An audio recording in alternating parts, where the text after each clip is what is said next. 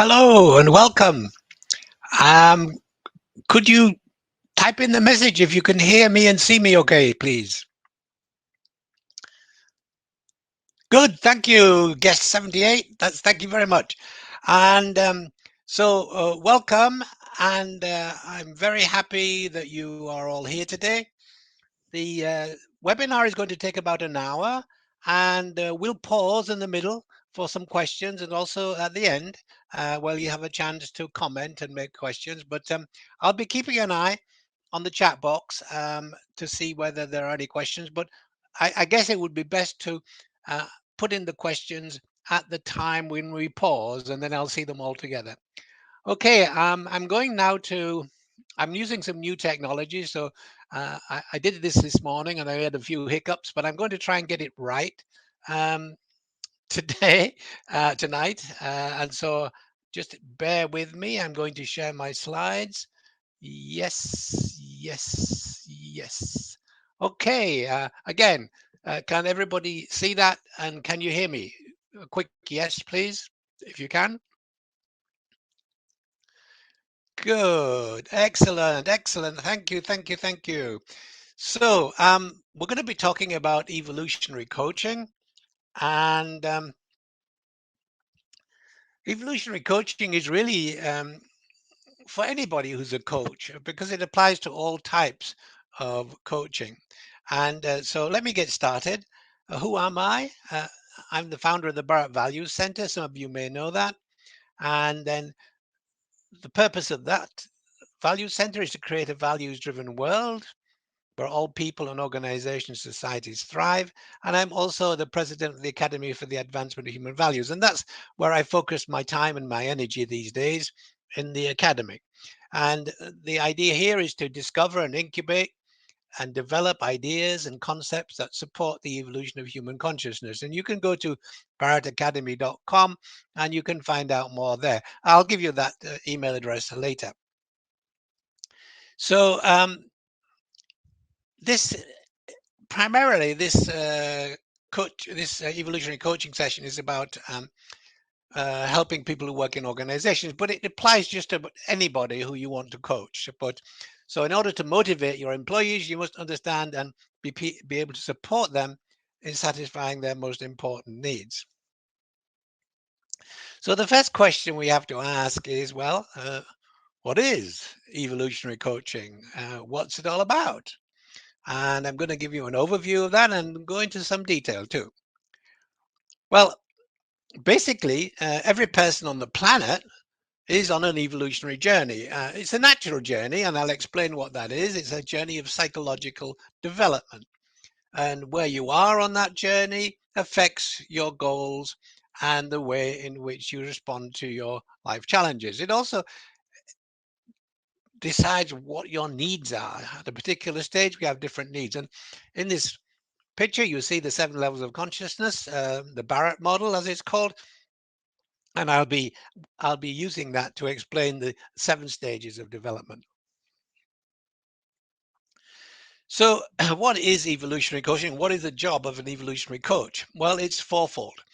First of all, to help people understand what stage of development they are, what stage of psychological development they're at. And that's the needs of that stage are basically your primary motivation. And then what are the unmet needs that are holding you back? These limiting beliefs that you develop during the first 20 years of your life. I'm calling those secondary motivations. And then what we need to be able to do is explain how the culture that somebody's working in or they're embedded in is helping or hindering them in meeting their needs. And I'll show you a way to do that. And then lastly, we want them to support them in taking appropriate actions. So in evolutionary coaching, you need to understand where the person you're coaching is at on their life journey. In other words, what is their primary motivation? And then what's blocking their progress? What are the secondary motivations? And then how the cultures in which they're embedded are hindering or supporting their development. So at any given moment in time, what is most important to us is the satisfaction of our needs. And there are different needs at each stage of psychological development. And that's the needs of that stage of development are your primary motivation. And then we've got these unmet needs from stages of psychological development we've passed through, which haven't yet been fully mastered. And I'm calling these secondary motivations. Now, all of this is explained in my book, Evolutionary Coaching. Now, this book is available not only in English, it's also available in Portuguese and in German. That was quite recently. We had it translated into German. So what I say about this book is it's not a book about coaching per se. It's about the framework of human development that coaches need to be aware of in order to facilitate the full emergence of their client's potential. So it's about how do you help this person to grow and develop. So let's talk about the 7 stages of psychological development and what the needs are. But before we do that, let's talk about the 4 minds. You probably didn't know you had 4 minds, but anyhow, you do. Uh, the soul mind, the body mind, the emotional mind, and the rational mind. Now, the soul mind is there in the background throughout your life, but it actually is the dominant mind and the only mind for the first 3 months of gestation in the womb before the actual brain forms. And once the brain has formed, after about 3 months, and the embryo becomes a fetus, then the reptilian mind brain is dominant. I call that the body mind. It looks after the homeostasis of the body. It keeps the body functioning. And even in the womb, let's say the mother smokes or does drugs, um, the baby in the womb will feel that, and the reptilian mind brain will be the homeostatic function will be called into play to try to stabilize what's going on in the baby. And even the mother's emotional state will be transferred to the baby. And these situations leave imprints in the body mind, as they're like beliefs, but they're deeply embedded. And then around the age of 18 months to 2 years old, the emotional mind becomes dominant. That's the limbic mind brain. And that's really about learning how to uh, conform so that you can be loved and feel safe. And then around the 8 or 9 or 10, the rational mind, the neocortex, starts to become dominant, and it goes on growing and developing for a good number of years. It goes on until your early 20s. You don't have a fully functioning brain until you get to your early 20s. And this is why I say that teenagers tend to do some really stupid things, because they don't have a fully functioning brain, or they don't have a fully functioning mind. Let's put it that way. So these are in the background, and um, the soul mind, as I said, really is only dominant for the first 3 months, and then once the body mind is formed, we develop an ego, and the soul mind gets pushed into the background. And so let's look at these 7 stages of development. Now, the first stage is surviving. That's roughly up to the age of 2.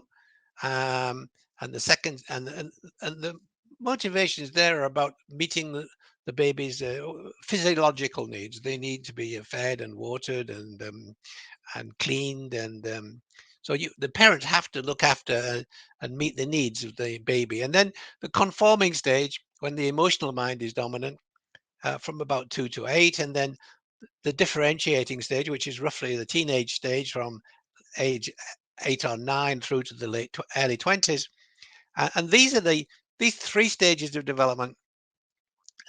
We have to learn how to satisfy our survival needs, our safety needs, and our security needs. And if we don't get those needs met, we'll continue trying to get those needs met for the rest of our lives.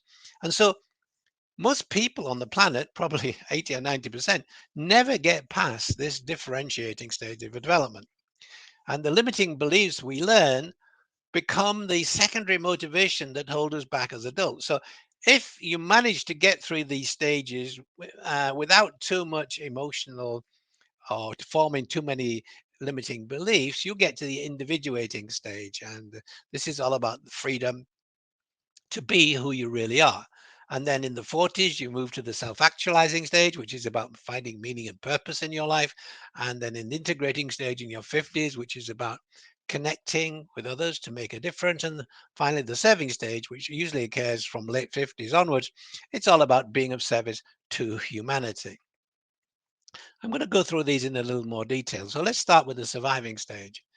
Okay, this is the when the body mind is dominant, and basically we're focused on one thing alone, and that's staying alive, um, and getting our basic physiological needs met. And so the baby instinctively through DNA coding knows how to suckle. It knows how to cry out when it has needs. And so if the parents are vigilant and take care of the baby's needs, then the baby will grow up feeling that it can trust its environment. And so what the baby is actually learning at this stage is to manage its environment. And if it feels abandoned, if its needs are not met, it will develop a limiting belief, an imprint deeply embedded that the world is not a safe place. And very often these types of when people experience that type of uh, childhood or early childhood, they may grow up to be in detailed managers, or they may be they feel they can't trust anybody, so they have to control things themselves. So that's the first stage of development, and then comes the conforming stage, uh, 3 to 7, when the emotional mind is dominant, and the idea here is really about keeping safe within the family and immediate environment. And to keep safe, you have to be loved, and you really need to be loved in order to feel safe. And you want to feel a sense of acceptance and belonging. And if your parents are not very loving, or if they smack you, if they beat you, you learn the world is not a safe place, and that you will develop some limiting beliefs about not being loved. That's the during this second stage of development. And during the third stage of development, which is teenage stage from 8 to 24, basically, we want to feel secure in the larger environment in which we live. I mean, we want to feel secure amongst our peers. We want to be part of a group and feel that we are recognized and seen. You don't have to look very far, or you out and about and you see teenagers, they want to be noticed, so they will have some of them will have very let's say interesting hairdos, or they may have tattoos, or now there are different ways you can be recognized. You can be recognized by your parents for working hard at school, and you can be recognized also by through strength and beauty, etc. But um, I'm not going to go into all of the different ways we can be recognized, but basically during this period, this is what's important to us. We need to be recognized. Now, in America, not so much in other countries, you often, not often, it does happen that you have a teenager who gets a gun and goes in and shoots fellow pupils and teachers. And This is a cry really to be recognized. They didn't feel recognized by their parents. They don't have a peer group that they belong to, and they're just shouting out and trying to demonstrate, I'm here. I want people to see me. And this is what this stage is all about. It's about being seen. In fact, we all want to be seen. We grow up with that. We want to be recognized, and we want to be part of a group. And so if you can't be part of a group, well, it's very hard. Now, I mean, it could be any type of a group. I don't know why I thought about this, but let's say, um, you could be part of a gangster group, for example, and fit in with the beliefs of the gangster group. Or you could be, in a clique, a teenage clique. But the point is, you want to be part of a group and you want to be recognized in that group. And that's the third stage of development. Now, if you've not suffered too much from those in those periods, and you've managed to not have too many limiting beliefs. We all have limiting beliefs from the those three periods. And I've done many courses, and I haven't found anybody who doesn't have any limiting beliefs, including myself. Um, so this is the stage when a lot of things happen, and we what we're really looking for here is the freedom to be who we are. uh, we want to release any fears that we have, that we learnt in childhood. We want to be responsible and accountable for our lives, and we need a sense of freedom and autonomy. Now, uh, as I said, there are many people never get to this stage for various reasons. They may have had a very difficult childhood, and they've got a lot of limiting beliefs, and they really just cannot get, because they've got all these unmet needs which are constantly on their mind. They can't get to this individuating, this growth stage of development. Another reason is that they grow up in poverty. That you know the it's very difficult to survive if you're really living in poverty. So just the day-to-day existence keeps them focused on these first three stages of development. And a third situation would be if you lived in North Korea or even the former USSR, or in a very authoritarian regime where individuating means that you're going to have a voice and you're going to express that voice. Well, the regime will not like that and probably lock you up in prison, um, sometimes for the rest of your life. And this is what's happening in quite a number of countries. The people who express their opinions are locked up. So there are these three reasons why this individuating stage may be difficult to attain. And now we get to the self-actualizing stage. And so the self-actualizing stage, I put a picture of a lady here because this is quite a difficult stage for women, because by the time they get to their 40s, they have a partner, usually children and aging parents, and it's very difficult for them to spend time on actually looking after themselves. And so it's a difficult stage for women to self-express, because they tend to put, well, not all of them, but some tend to put others first before their own needs. But this is about becoming fully who you are.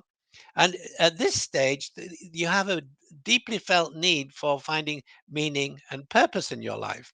And that is really fundamentally important, because what's actually happening is your soul is re-emerging into your life and asking you to to fulfill its expectations, because the soul came into life with a purpose, and now here you are discovering that purpose, and that's called self-expression.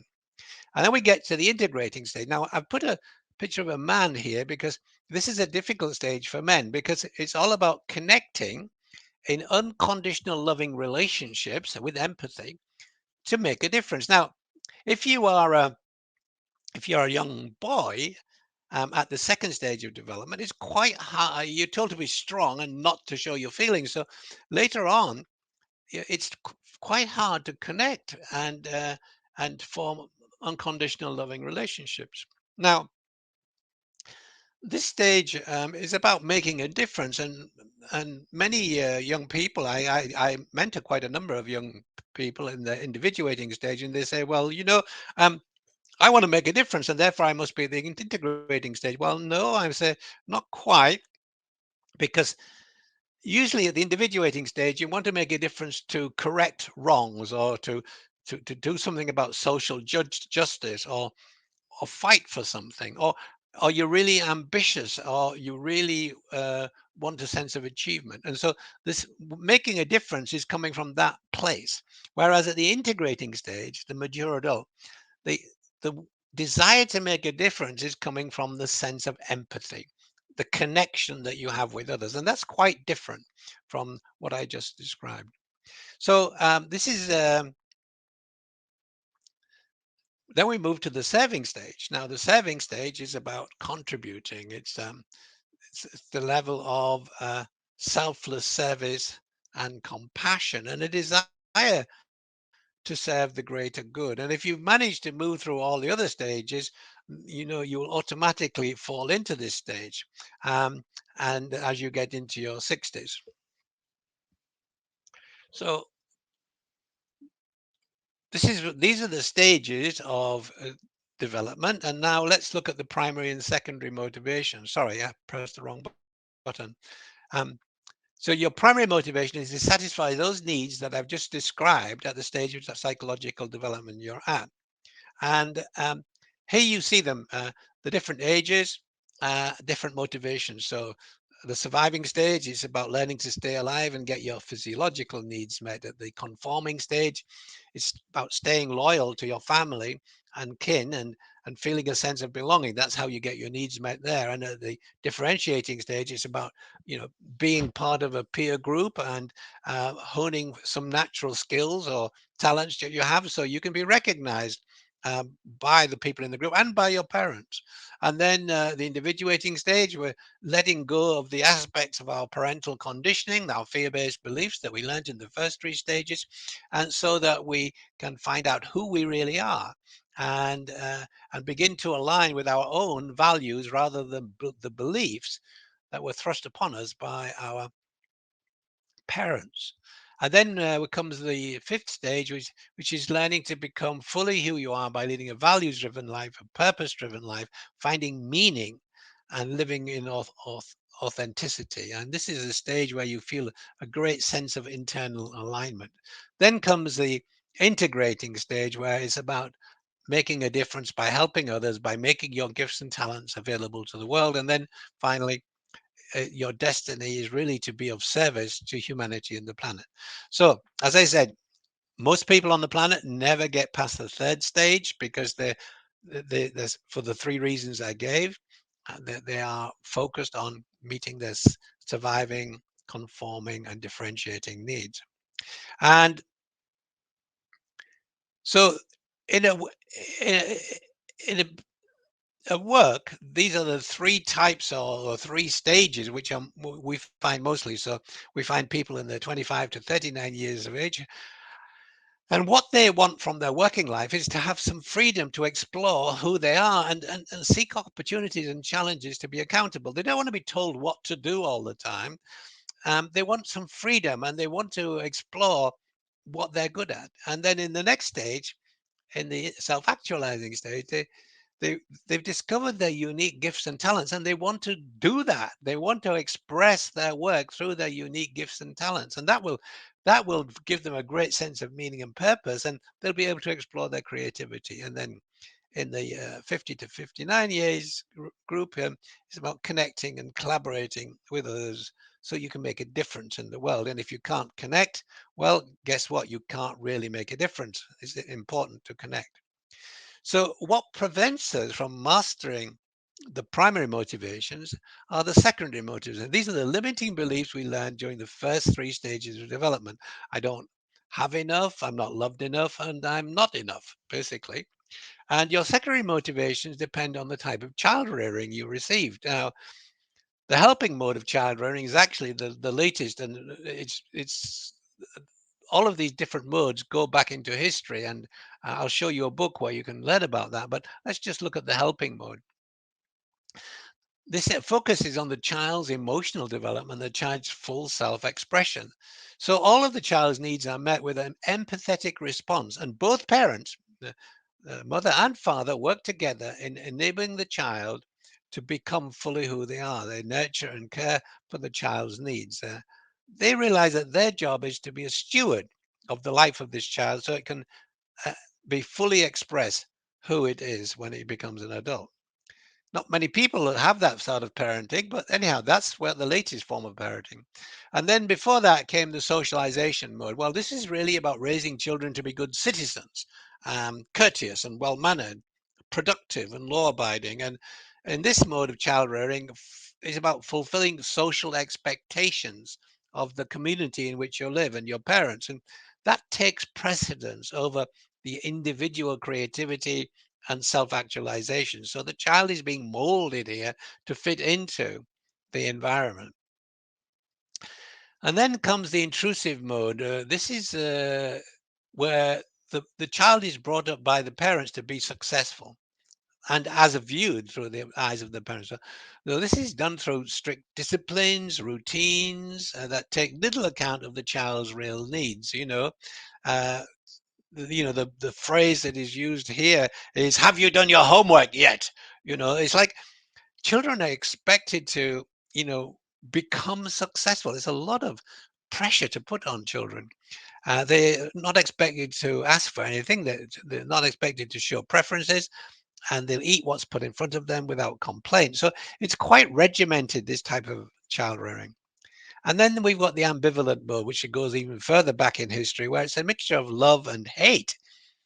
The child is loved conditionally. As long as it behaves, it will be loved. But if it doesn't behave, it will be punished or beaten until it learns to obey the will of its parents.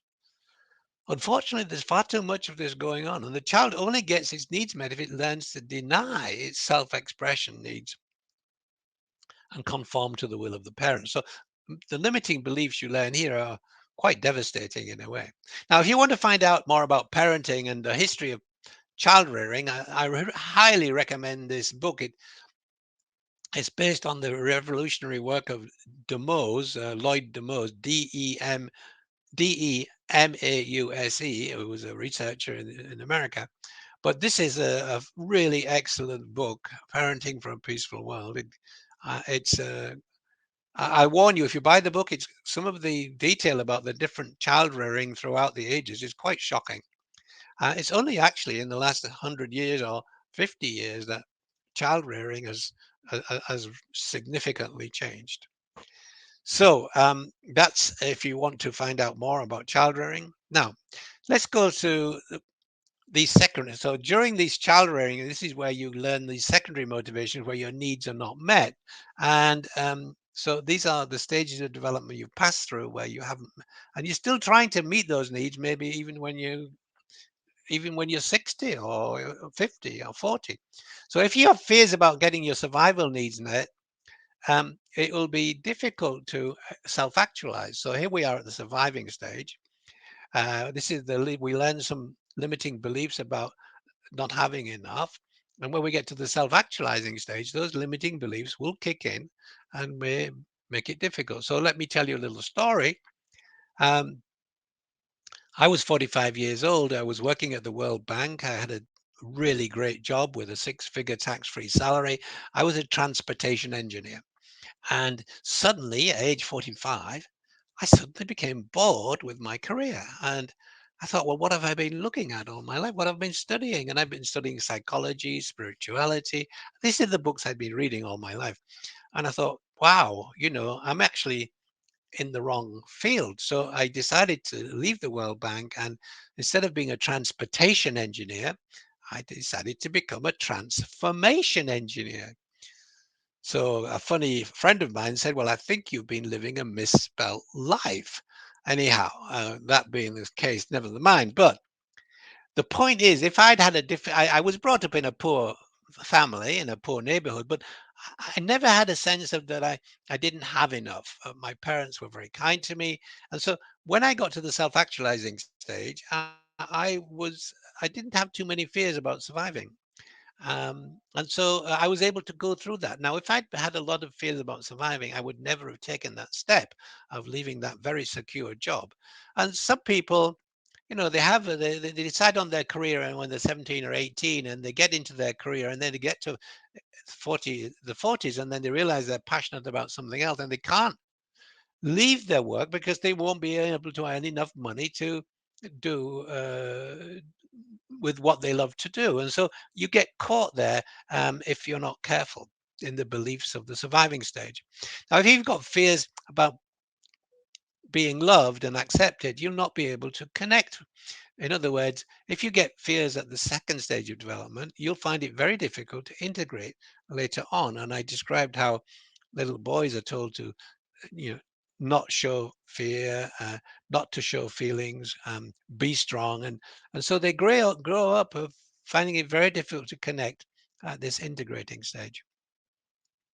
Now, if you have fears about your self-worth or lack of self-confidence, you'll not be able to contribute. So if at the third stage, in teenage years, you didn't fit in, you didn't feel seen, you didn't feel recognized, when you get to the seventh stage, you won't feel confident to go out into the world and make a contribution.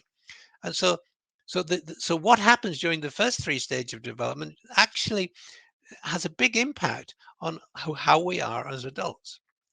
So if you have ego has fears about surviving, your soul will not be able to self-express. If your ego has fears about not keeping safe, your soul will not be able to connect. And if your ego has fears about feeling secure, your soul will not be able to contribute. So let's pause for questions. And if you can pop up your questions in the box, that'd be great. And I will do my best to answer any questions that you might have, and then we'll continue with the presentation. So type away if you wish, if you want some questions you want to ask or comments. Either are fine.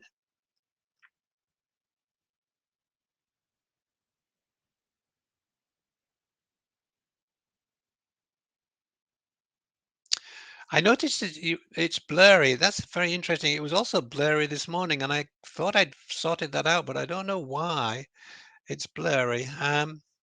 Yeah, you can get the slides later. You just drop me an email at richard at barrettacademy.com. Richard at barrettacademy.com. Yeah, we'll look at how to overcome these limiting beliefs. So here's my email address.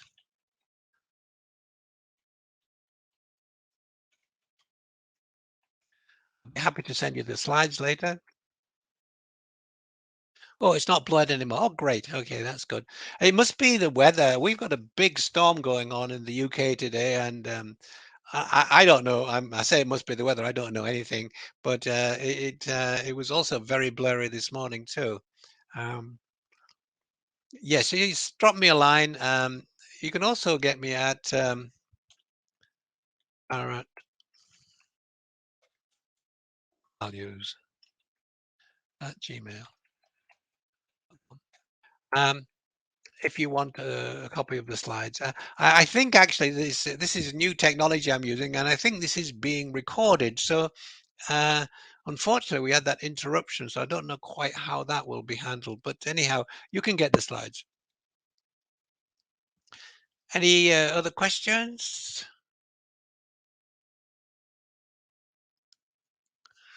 Okay.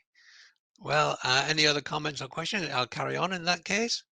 And we'll go to what is the best way to identify our limiting beliefs? I'm going to cover that point right now.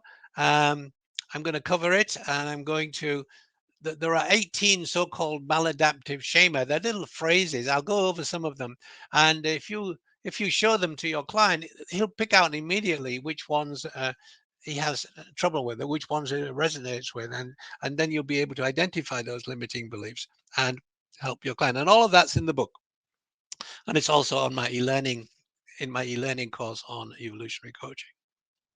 So I'm glad you're enjoying the session so far. I'm having a lot of fun, as usual. Sometimes I get a little bit nervous with the technology, but never mind. We do the best we can. So let's move on. Right. So here we go. And we're going to talk about what are the things that keep us anchored in those lower levels of consciousness, those lower levels of development. Um, these are the fear-based beliefs we learn from our childhood and teenage year. We call them early maladaptive schema, and I'm going to explain what they are. Then the culture in which we live can keep us blocked, and then any unresolved traumatic experiences from childhood. And I'm going to deal with these three topics in turn. So here's some examples of early maladaptive schema. Now these are limiting beliefs we learn during the first three stages of development, and these schema were developed by Jeffrey Young. That's Jeffrey with a J, Effrey Young. He works in New York, and you can look him up and you can find information on the early maladaptive schema. But I'm going to there are about 18 of them, and I'm going to just show you 16 of them very quickly in a moment. And what you do is it's all in the book. You simply show the person you're coaching these schemas, say, well, which of these do you resonate? And people will very quickly say, "Oh, yeah, that sounds like me," or "That sounds like." Now you're beginning to get a handle on what is the limiting belief they need to get past. Now, can you be ahead of your stage of development by age? A little bit. Sometimes I do find people who are a little bit, but you get some very, enlightened young people. However, they still have to go through these stages. I Very rarely do I meet somebody who has jumped uh, very far into a much higher stage of development. It's very, very unusual to do that. Oh, Jeffrey Young, J.F. Young. Look him up and look up early malada, maladaptive. You'll find a lot of information on that. Okay, now the um, the main influence as we're growing up in terms of the worldview that we develop is the how we are treated by our parents. I'm writing a book on that right now, and it's called Hidden Hope. It's really about the impact of our early life on of what happens in our lives on the view we adopt, and that's very what I'm trying to understand is what's going on in the world right now. And the original title for this book, which I haven't finished yet, was "What the Hell is Going On?" And then I thought, well, no, I'm going to call it Hidden Hope. But it's a book that explains the world, what's going on in the world right now, from the perspective of worldviews and beliefs and people's beliefs. Okay, so here's an early maladaptive schema, which are really linked to uh, survival and safety needs. So if in this early age, your needs are not met, or your parents are not always there to, you're left hungry, etc.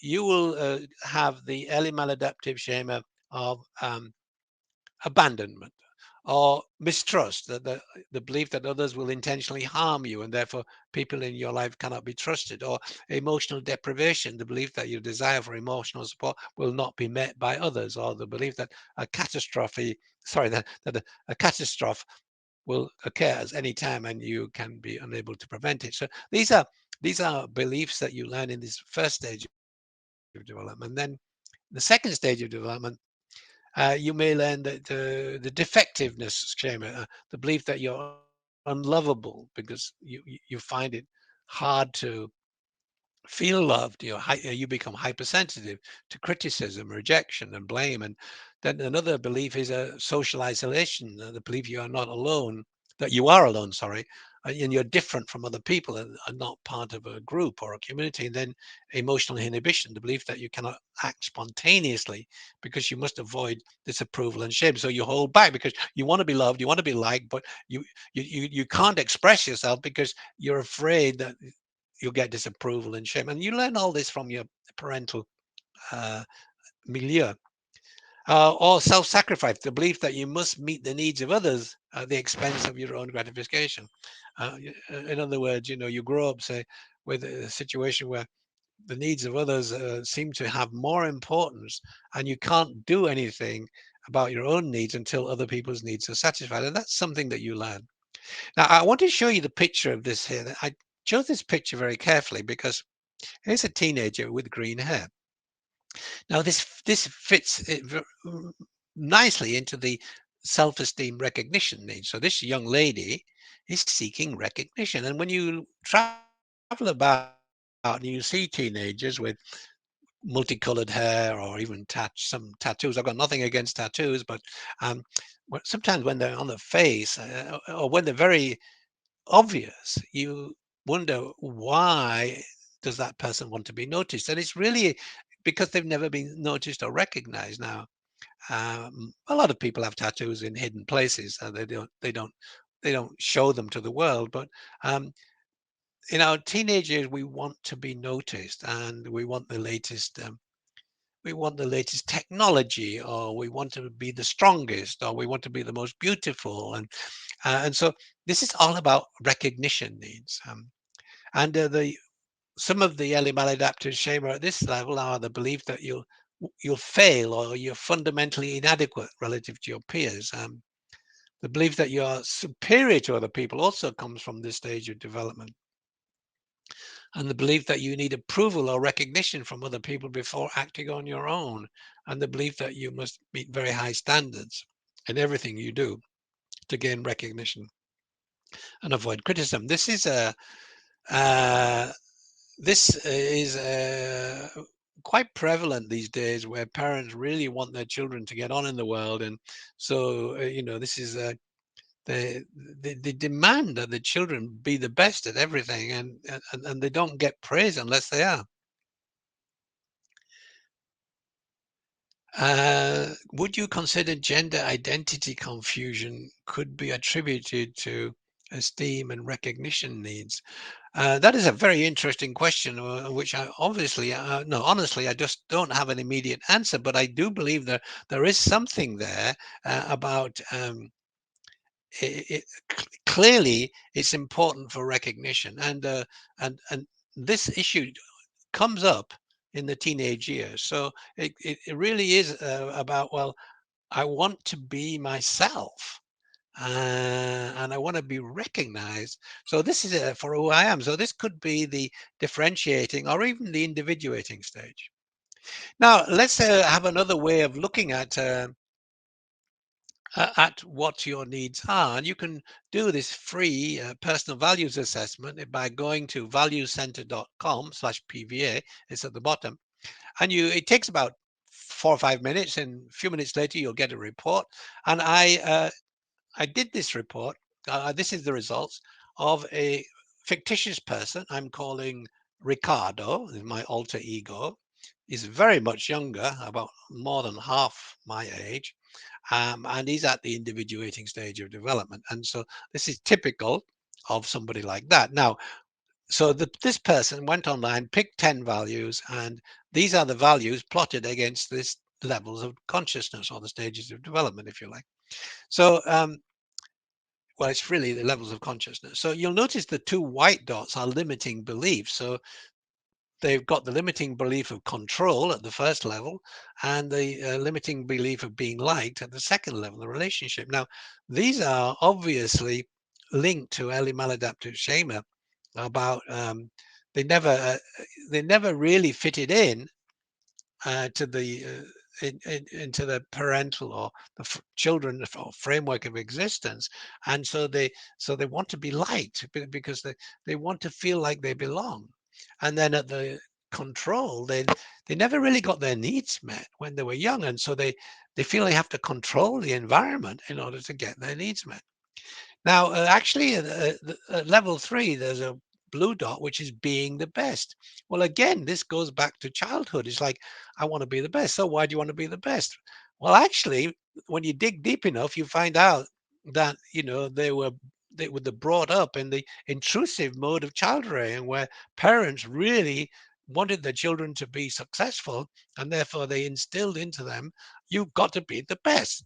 And so this now shows up in adulthood.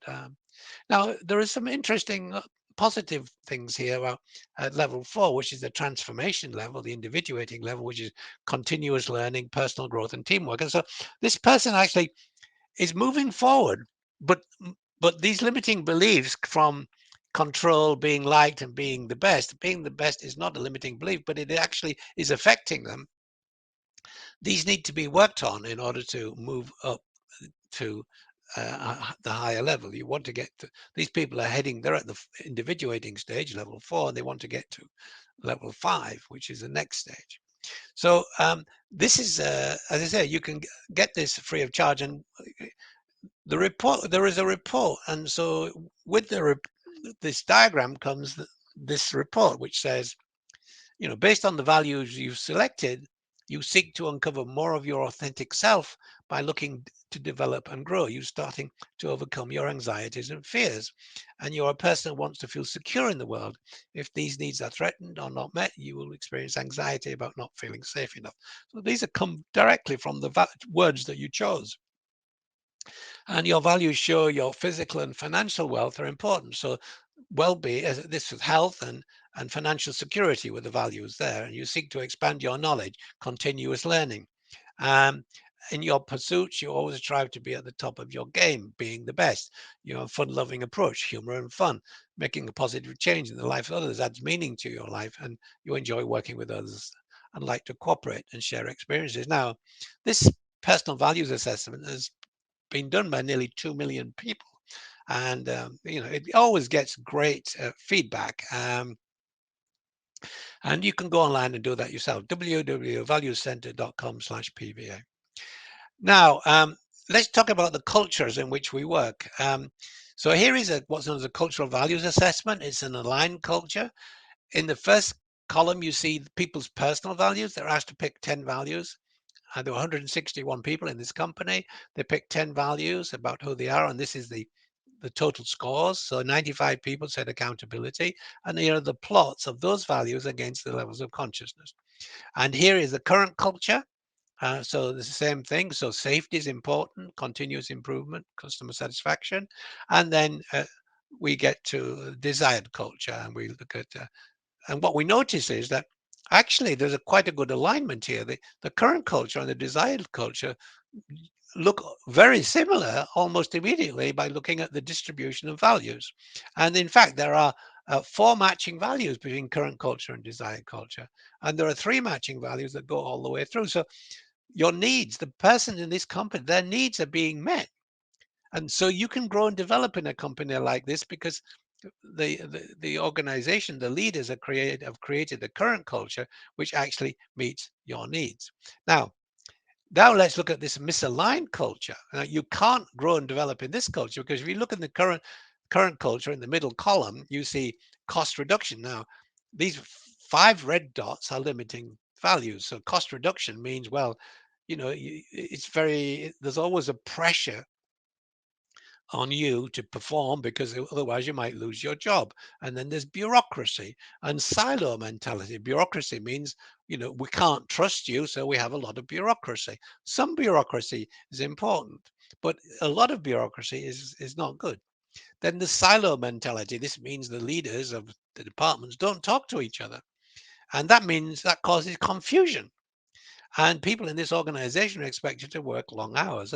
392 people in this company, and uh, 188 said cost reduction was a problem. So this is if you look at the left-hand side, you see where these people are in their personal lives, and you see that in the current culture, it doesn't align at all, but their desired culture aligns more closely with their personal values. So we find it difficult to grow and develop in a culture like that. So we grow in stages of development and will operate from levels of consciousness. So I might be at the self-actualizing stage, and I still have some fears about because I go bankrupt, or I, I I I don't have any money.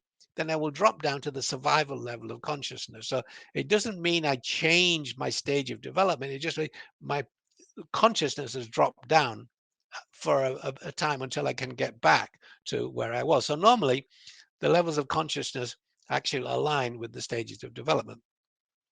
And now let's take a look at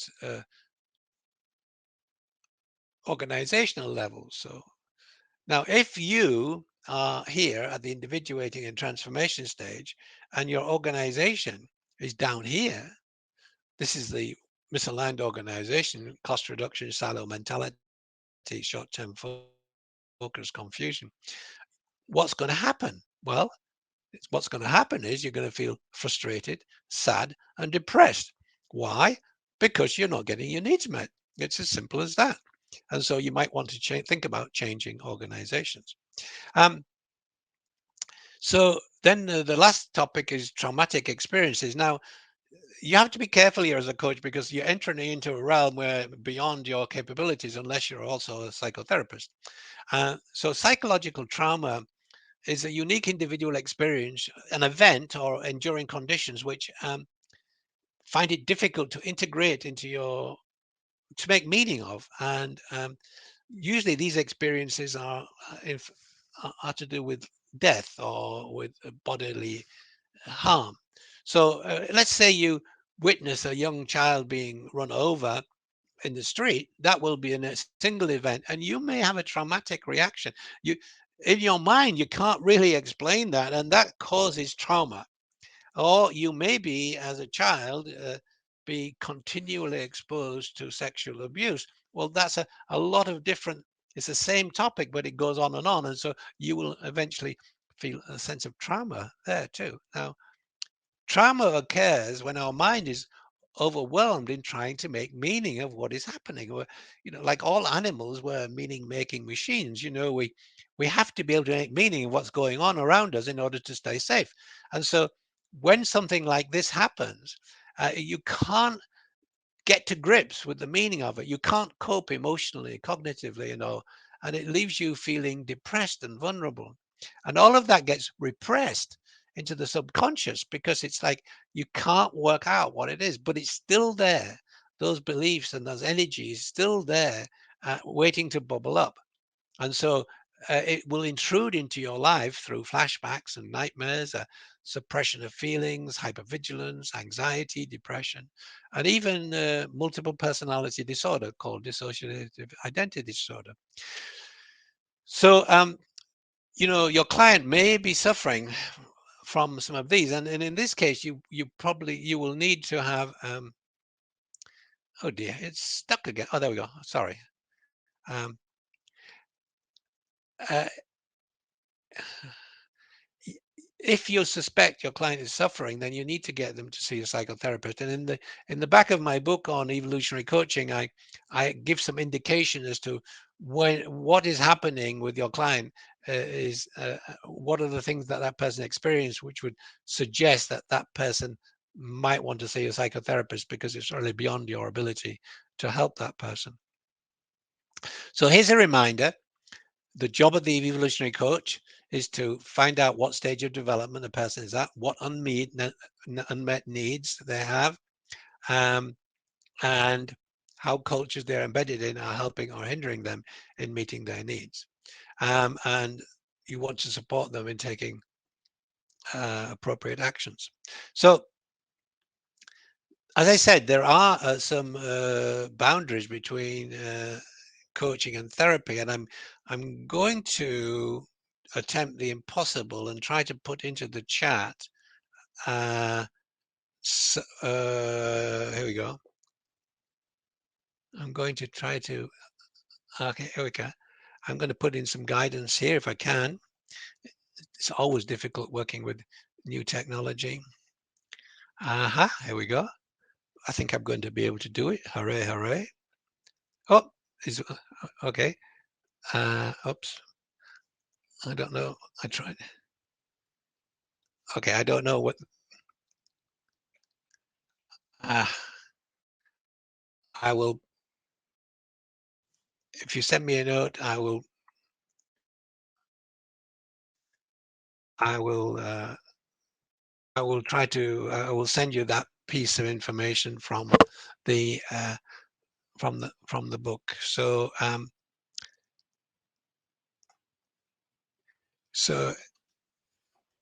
I'll just put in this.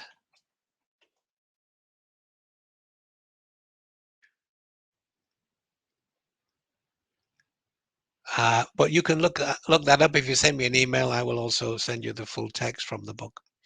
So you can find out more. The book is in English, Portuguese, and German. It came out in German quite recently, and there's pretty much everything you need is in the book in order to do evolutionary coaching. And many people are now doing this type of coaching, and they find it absolutely insightful and rewarding. Um, and I have all these e-learning courses, which include coaching, consciousness, leadership, culture, and you can find out all about those at the Barrett Academy. So if you go to the Barrett Academy. You can get the e-learning courses. Of course, you have to pay for those. Um, you can get the you can you can go to Amazon or some of the bookseller to get evolutionary coaching. Or if you want to contact me, Richard at Barrett Academy. And if you want a copy of the presentation, send me an email. I'll send it to you before the end of the day. And let's see what else. Oh, yeah. There are many other free resources in the not-for-profit organization that I've developed called the Humanity Awareness Initiative. Now, if you go to this humanityawarenessinitiative.org website, there's a lot of information about how we're going to create a new worldview. But if you click on that join the community, there are some e-learning programs absolutely free, 11 of them actually, which you'll find very, very helpful in not just for your own personal life, but also for other people. So I'm going to go back now and I'm going to take a look. Here I am in all my glory. And if you've got any more questions, I'd be happy to. Uh, so somebody says, are you still doing the 2-year program? Yes, we have a fellowship program, which goes last 2 years. And we do it in cohorts of 6 people. If you go to the Barrett Academy, you can find out more about the fellowship program. So both cohorts we've got going are now entering their 2nd year, and we'll be starting new cohorts in the summer. We'll be advertising in the summer. Uh, we have quite a long list, but actually nothing to stop you from dropping me an email, and I'll put you on the list for our 2-year fellowship program. Yeah, you might be on the waiting list, but anyhow, just send me a reminder. Uh, Guest 102, and I'll make sure you're on the waiting list. So what else can I say? Yeah. So I think if you haven't got any more comments or questions, let me finish and say, drop me an email if you want a copy of the slides. I'll send them out to you right away. Um, and if you want to find out more, you can purchase the book, or if you want to purchase the evolutionary coaching e-learning course, it's not that expensive. Um, and well, go out and change the world. That's what I say. That's why I'm doing this webinar. I want to change the world, and I want you to help you to change the world so we can live in a much more peaceful and happy place. And it begins actually with childhood, and it begins with how we can raise our children with love, because whatever you learn as a child is what you project outward. So if you are punished as a child, you will go out and punish people when you're adults. If you are loved as a child, you will go out and love people as an adult. Whatever we learn in childhood affects us for the rest of our lives, and so we need to bring up our children differently. We need a new education system, and that was talked about the helping mode. I think it's really important. So Odorico sends you a bark from Brazil. I'm not quite sure what a bark is. Maybe it's a woof woof. Dogs have barks. But anyhow, thank you for the bark from Brazil. And let's see if there's anything else in the chat box.